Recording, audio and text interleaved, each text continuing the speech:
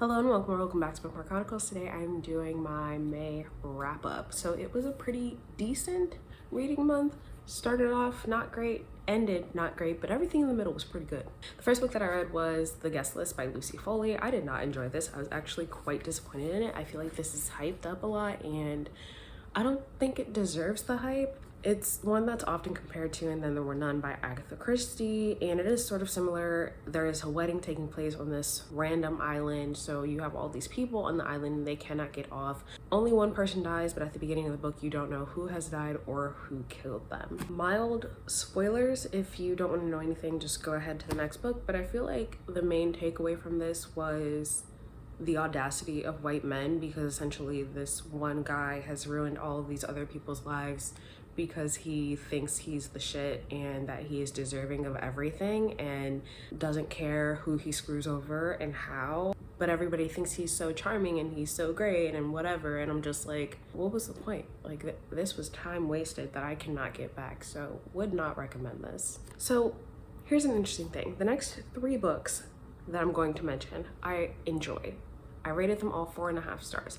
However, the main thing that pissed me off in each of them was the female main character. Interesting trend, frustrating trend, but that's where I'm at right now. So the next book that I read was Sinful Surrender. This is book 3 in the Mafia Misfit series by Asia Monique.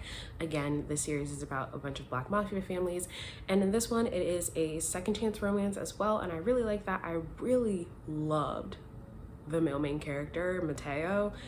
Akira, on the other hand, I wanted to love her because she's a badass. Her mom is the head of the Yakuza, but she pissed me off so many times. I'm gonna talk more about that series in a separate video, but I was just like, girl, get it together. Like, why are you torturing this man? He is so patient and he understands your trauma and he's just waiting for you to tell him that you're ready, and instead you just keep fucking stringing him along, and for what? But I'm still enjoying the series overall. I think Akira has been the most annoying character that I've encountered so far, so hopefully it stays that way. Then I read The Accidental Queen by L.R. Jackson. This is a book that I stumbled across by accident. I was on TikTok. One of the author's videos came across my For You page. I said I was intrigued. She said she sent me a copy, and here we are. I really enjoyed this. If you liked A Princess in Theory by Alyssa Cole, then I think you should read this one. I also like that one, but I like this one better. Overall, it was a good story, and it is also sort of a second chance romance. Again, the female main character, Ebony, pissed me off because I was just like, girl, come on, get it together. But Defari, on the other hand, was absolute perfection. He is my new favorite book boyfriend because this changes every single month, but I loved him, and I'm really hoping that we get a spin-off with 2 of the other characters. I don't know if that's gonna happen, but I would love if it did, so definitely recommend. Again, this was 4.5 stars. Also though, there are some content warnings in this one, so I'll put those on the screen, so proceed with caution. Then I read Little Thieves by Margaret Owen. I put this book on my wish list solely because Rachel was raving about it, and I actually did end up liking it much more than I expected. Highly recommend the audiobook. It is very good.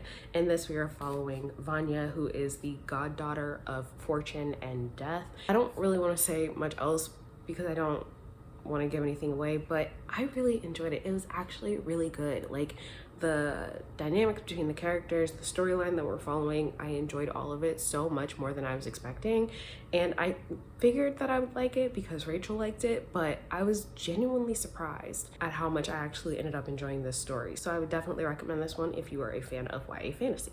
Now, because I enjoyed Little Thieves, I didn't realize how close we were to the release of the sequel, Painted Devil, so I read the audio of that as well. Unfortunately, I rated this one 2.75 stars because, again, Vanya was pissing me off. If you liked book 1, I would still say go ahead and read book 2, but for me, I am very easily annoyed by characters who continue to do dumb things, and that's how I felt about Vanya in this book, because where she ends up at the end of book 1, I was like, okay, great, she's learned some things about herself, she is on the path to becoming a better person, and then I started book 2 and I was like, why the fuck are you doing this shit again? I thought we moved on from this. Mild spoilers, potentially, not really, I'm not going to say anything specific, but I feel like in this book Vanya just continues to talk herself out of happiness, and I fucking hate that. If people are constantly telling you this is how I feel about you, if we end up in this sort of situation, just talk to me and we can figure it out together. And then you continue doing dumb shit. And honestly, I was thinking that I was gonna give this about a 3.25, which isn't terrible. However, literally the last chapter ruined everything for me, because Vanya decides to make a decision on behalf of someone else instead of communicating with them. And I was like, what the fuck is your problem? So there is supposed to be another book. I will not be continuing this series. Vanya has pissed me off too many times. If I'm being totally honest, Little Thieves could have been a standalone.